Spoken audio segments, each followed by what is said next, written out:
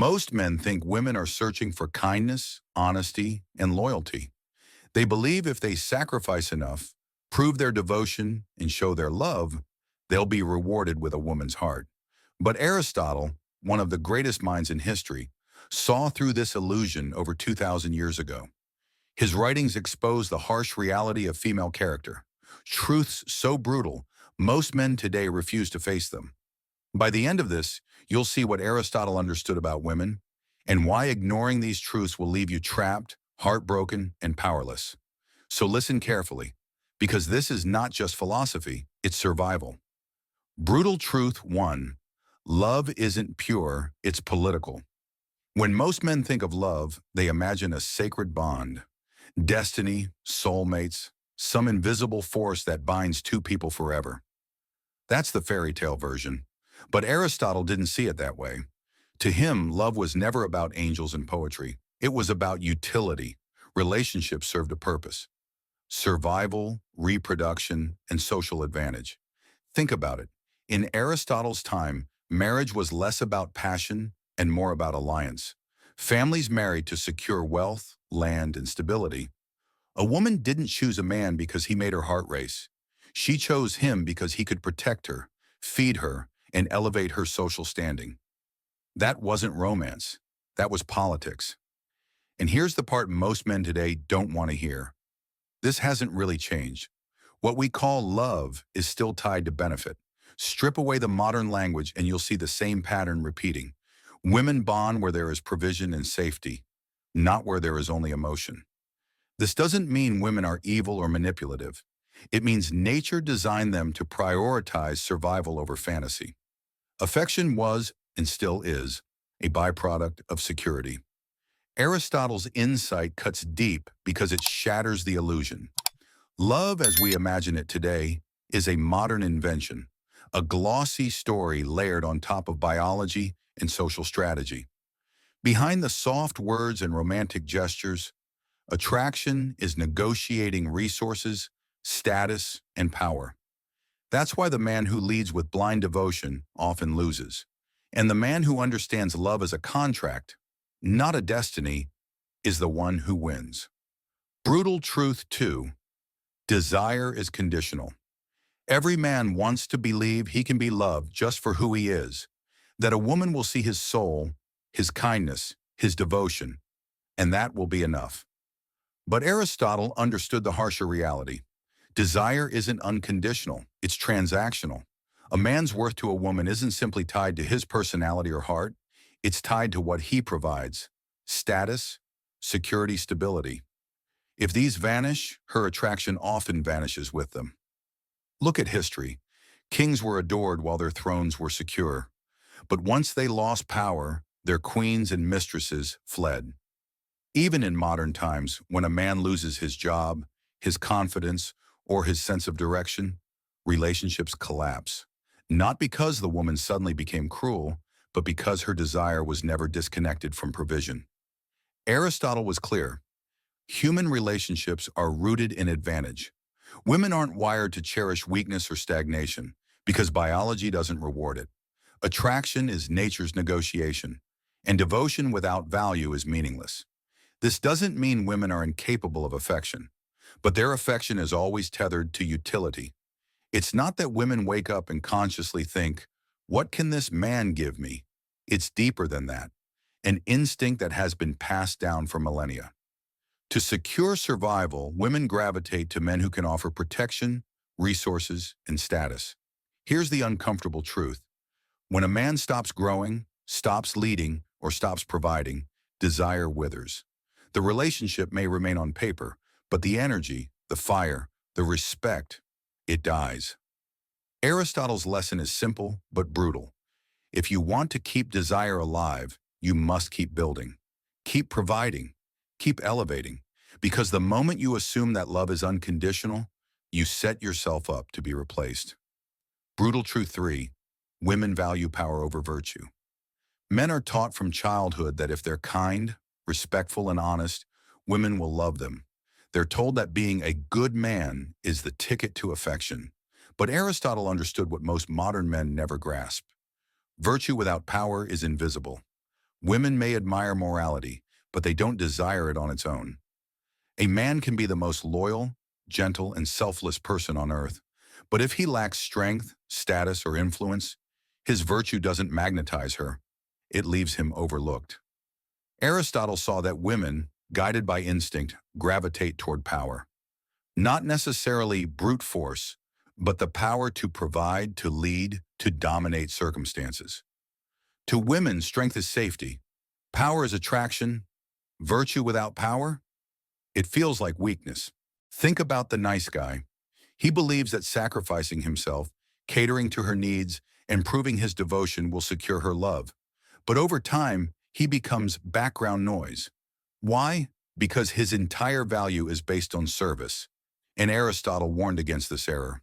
The man who serves endlessly communicates that he has no leverage, no higher value, no boundaries.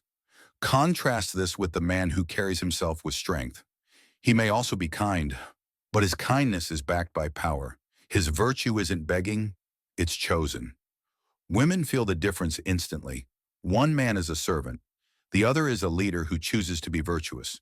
This is why history is filled with stories of ruthless rulers and flawed leaders who still inspired fierce devotion from women. Their power made their character, even if corrupted, magnetic. Aristotle's lesson is brutally clear. Women respect strength before they respect morality. If you are only good, you'll be taken for granted. If you are strong and good, your virtue becomes valuable. So stop believing that goodness alone will make you desirable. In the eyes of female instinct, power speaks louder than kindness ever could. Brutal truth 4. Instinct rules over logic. Men often assume that attraction works like an equation. If they provide enough love, reason, and stability, the relationship will hold. But Aristotle recognized a brutal truth. Women are not primarily guided by logic. They are ruled by instinct and emotion. This doesn't mean women are irrational or lesser. It means that their decision-making in relationships is rooted in survival programming. Where men seek structure and logic, women lean into feeling, intuition, and instinct. And those instincts are brutally efficient. Think about it. A man can list 1,000 rational reasons why he's the right choice, his loyalty, his history, his sacrifices. But if her instincts tell her he's weak, stagnant, or uninspiring, no amount of logic will spark desire. Her body will betray her mind. She may respect him, but she won't crave him. Aristotle understood that this instinctive pull was not accidental. It was evolution's way of ensuring survival. Women had to be finely tuned to emotion and intuition because for centuries, their survival and their children's survival depended on detecting strength, security, and opportunity, quickly and often silently. That's why women can read subtle cues most men don't even notice. A shift in tone, a crack in confidence. A man's energy tells her more than his words. Men think they're persuading her with logic. She's scanning him with instinct. And here's the brutal part. Once instinct takes over, reason rarely wins. A man may think he's having a fair debate about loyalty, commitment, or fairness. But in reality, he's up against a system millions of years older than his logic. He can't convince her into attraction because desire isn't a choice, it's a reaction. Aristotle's warning is clear. If you rely only on reason, you will lose. If you ignore female instinct, you'll be blindsided. The men who thrive aren't the ones who argue well. They're the ones who embody strength, confidence, and leadership. So instinct has no choice but to respond. So the lesson is simple. Don't waste energy trying to reason your way into attraction. Learn to speak the language of instinct, strength, presence, and power. Because that's the language women never ignore. Brutal truth 5. The selection game is rigged. Most men still live under the illusion that dating is fair, that if they're patient, kind, and consistent, eventually they'll find love. But Aristotle would tell you that's a dangerous lie. The game of attraction has always been rigged, and it's rigged in her favor. From ancient Greece to modern dating apps, one thing has never changed. Women are the selectors. They don't compete for the average man, they compete for the top man. In today's terms, studies show that nearly 80% of women compete for the top 10 to 20% of men. That means the vast majority of men are invisible in the sexual marketplace. This isn't new. Aristotle's world wasn't any different. The women of Athens weren't dreaming of marrying average farmers. They were drawn to leaders, warriors, and men of wealth. The rest were either ignored or used. The truth is, women are biologically programmed to choose the man who gives them and their children the highest chance of survival. This isn't about romance or equality. It's about selection pressure, the same natural law that governs the animal kingdom. The lioness doesn't mate with the weakest lion, she mates with the strongest. And women, guided by instinct, are no different. Here's the brutal part. Modern men are even more disadvantaged than ever before. In Aristotle's time, a man could prove his value in his community through hard work, courage, and character. Today, women swipe past thousands of men with a thumb, filtering them by income, looks, or social presence in seconds. The game hasn't just stayed rigged, it's gotten harsher. And most men are playing it blind. They believe effort is enough. They think devotion makes them desirable. But in the eyes of female selection, devotion without value is weakness. Aristotle's lesson cuts deep here. Attraction has never been about fairness. It has always been about hierarchy. The woman doesn't select the man who loves her most. She selects the man who elevates her the most. If you're not building yourself into that man, you're not even in the game. Brutal truth 6. The tragedy of possession. Every man dreams of winning the woman he desires, securing her love, her loyalty, her attention forever. But Aristotle recognized a cruel paradox. The moment you finally possess what you've chased, the fire begins to die. He called it the tragedy of possession. The thrill is not in having, it's in conquering. Women are biologically wired to find excitement in the chase, the tension of pursuit, the drama of uncertainty, the thrill of securing a man of value. But once the conquest is complete, instinct shifts. What was once urgent becomes ordinary. What was once magnetic becomes routine. Think about it. How many men have seen their relationships start with obsession, constant texts, passion, intensity, only to watch that energy fade once commitment is secured? How many marriages start with fire and end in cold silence? This isn't an accident. It's biology at work. To Aristotle, this truth wasn't about morality, it was about nature. Desire is fueled by scarcity, by uncertainty, by the possibility of loss. But once a man gives himself entirely, once he revolves his world around her, the scarcity disappears. The challenge evaporates, and with it, her instinctive attraction. This is why women so often lose interest in men who cling too hard, who give up their ambition, who make her the center of their existence. She doesn't consciously choose to withdraw. Her biology does it for her, because nature rewards her for seeking the next conquest, not worshiping the man she already secured. And here's the brutal part. Most men accelerate their own downfall.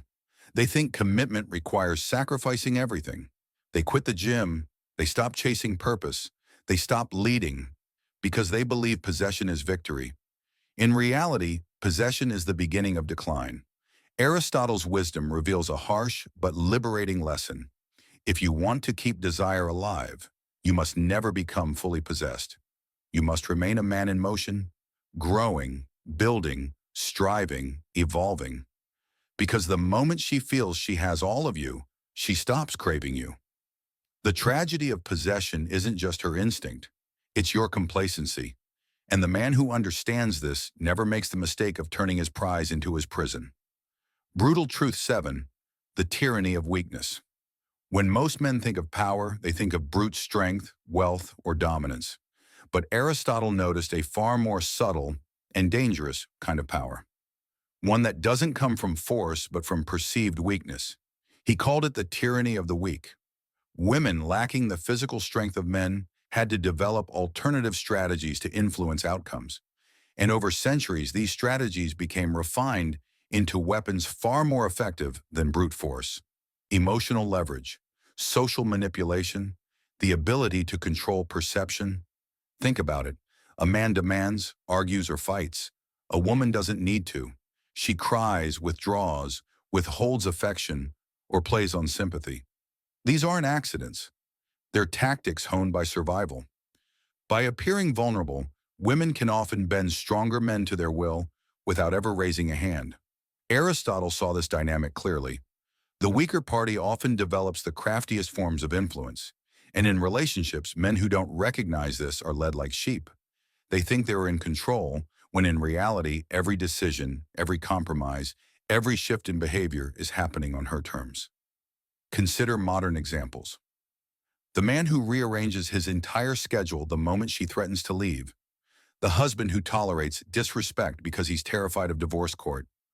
The boyfriend who allows his boundaries to be erased because she weaponizes tears or silence. This is the tyranny of weakness in action. She doesn't need to overpower you physically. She only needs to influence your emotions. And here's the brutal truth. Most men fail these tests without realizing they're tests at all. They mistake manipulation for love. They confuse emotional leverage for vulnerability. They surrender their frame, and in doing so, they become slaves. Aristotle's lesson is simple but deadly serious. If you cannot resist the tyranny of weakness, you will be ruled by it. A man who bends at every emotional push will never be respected. But a man who stands firm, who can acknowledge her emotions without letting them dictate his actions, becomes unshakable. Because the truth is, weakness is not always helplessness. Sometimes it is strategy. And the man who fails to see this will always be ruled, not by strength, but by softness, disguised as fragility. Brutal Truth 8. Female love is conditional, not absolute. Every man dreams of unconditional love, the kind of devotion where no matter what he does, no matter what he loses, the woman stays. We see it in movies, we're told it in songs, and we chase it like a drug. But Aristotle saw the harsh truth. Female love is never absolute. It is conditional. A woman's affection is tied to what you provide. Her love has requirements: your strength, your resources, your ambition, your growth. If you fail to uphold them, the love fades. This isn't bitterness. It's biology. Nature wired women to prioritize survival. And survival doesn't reward sentiment. A woman who clings to a man who can't protect, provide, or lead risks her own downfall. That instinct has been passed down for millennia. Look at history. The wives of fallen rulers didn't stay loyal out of romance. They remarried men of power. The queens who adored their kings turned to conquerors the moment thrones were lost. And today, the pattern repeats in divorce courts, dating apps, and everyday relationships. Here's the brutal reality. A man is not cherished for who he is, but for what he can sustain. If he grows, leads, and conquers, her desire burns. If he stagnates, she resents him. If he falls, she replaces him. And modern culture fuels this even more. Women are encouraged to upgrade, to never settle, to always seek the best deal on the sexual marketplace. What used to be instinct has now become ideology. But here's the twist. This isn't women's fault. This is nature's design. Female love is conditional, not because women are cruel, but because their biology demands it. Men can afford unconditional love. Women cannot. Aristotle's lesson? Stop chasing unconditional devotion. It doesn't exist. The man who seeks it will always be disappointed. The man who accepts that love is conditional learns to focus on the only thing he can control: his own growth, strength, and value. Because when you become a man of undeniable worth, love flows naturally. But when you expect to be loved just for being you, you're begging for an illusion, and illusions always shatter. Brutal truth. Power is silent, not loud. Most men think power means being loud, boastful, or constantly proving themselves. They flex, they brag, they show off, believing that the more they announce their strength, the more respect they'll gain. But Aristotle knew better. True power doesn't shout. True power is silent. Women are instinctively drawn to men who don't need them. The more a man chases, the more he begs, the more he proves, the weaker he appears. Neediness is the death of respect. This is why the good guy often fails. He tries to earn love by displaying his devotion loudly. Endless texts, constant attention, sacrifice after sacrifice. He believes love is earned through performance. But what she feels is desperation, and desperation is repulsive. Now look at the man who doesn't chase, who doesn't beg, who doesn't announce his worth. He simply embodies it. He's on his path. He's building, working, conquering. He gives attention, but he never makes her the center of his existence. That silence radiates power. Aristotle observed this truth in politics, in war, in philosophy. The strongest men rarely waste words proving themselves. Their presence is enough. Their results speak. Their restraint is more intimidating than another man's noise. And women, guided by instinct, sense this immediately. They're not drawn to the man who overexplains or overcompensates. They're drawn to the man who carries himself as if he needs nothing. Not their approval, not their validation, not their affection. Because that man projects abundance, while the needy man projects lack. Here's the brutal reality. The more a man chases validation, the less he gets it. The more he withdraws from need, the more it comes to him naturally. Aristotle's lesson is clear. If you want to be respected, stop announcing yourself. Build, grow, master yourself. Because the man who holds silent power doesn't need to convince anyone. They're already convinced. And in the female instinct, nothing is more magnetic than a man who could walk away at any moment and still thrive. Brutal truth 10. Happiness comes from mastery, not women. Most men live their lives chasing validation. They chase women, approval, comfort, believing happiness comes from being chosen. But Aristotle taught something far more brutal. True happiness doesn't come from women. It comes from mastery. For Aristotle, the highest good in life wasn't romance, comfort, or even pleasure. It was eudaimonia, human flourishing, a state achieved through discipline, purpose, and self-mastery. And this is where most men today fail. They build their entire identity around women. They sacrifice their ambition to make her happy. They abandon their purpose once they're in a relationship. They live as if their entire existence is validated only by female approval. But here's the brutal truth. The moment you make a woman your purpose is the moment she loses respect for you. Because nothing kills desire faster than a man who orbits her instead of leading his own life. Aristotle's wisdom was clear. Happiness cannot be borrowed. It cannot be given. It must be built. Economic sovereignty. Aristotle understood that money isn't about greed. It's about freedom. The man who controls his finances controls his fate. Philosophical depth. Most men live on autopilot, chasing whatever society tells them. But the man who thinks deeply, who questions, who forges his own worldview, becomes untouchable. Physical mastery. The body is not just flesh. It is the vessel of your will. Weakness here spreads weakness everywhere. Strength here radiates into all areas of life. This is why history's greatest men, warriors, inventors, philosophers, weren't defined by women. They were defined by the empires they built, the ideas they forged, the mastery they achieved, and women followed them, not the other way around. Here's Aristotle's ultimate lesson. If you seek happiness in women, you'll always be enslaved by their approval. If you seek happiness in mastery, women will seek you. So the choice is yours. You can keep chasing illusions, or you can step into self-mastery, where validation is no longer needed. Because in the end, the man who conquers himself has already conquered the world. Aristotle's truths are brutal, but they're liberating. Because once you stop chasing illusions, once you stop expecting unconditional love, fairness, or logic, you begin to see reality clearly. And when you see reality, you stop blaming, you stop begging, you stop living like a servant to desire. The brutal truth is this: women don't complete you, they select you. And Aristotle's wisdom proves one thing: the man who conquers himself never has to beg for validation. So stop living for approval. Stop searching for happiness in someone else's arms. Build your body, sharpen your mind, secure your independence. Because when you master yourself, the world bends to your frame, and women will either rise to meet your standards or watch you from the sidelines.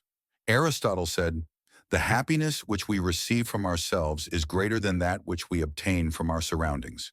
And that truth is eternal. The game is rigged for the weak, but for the man who masters himself, there is no game. There is only power.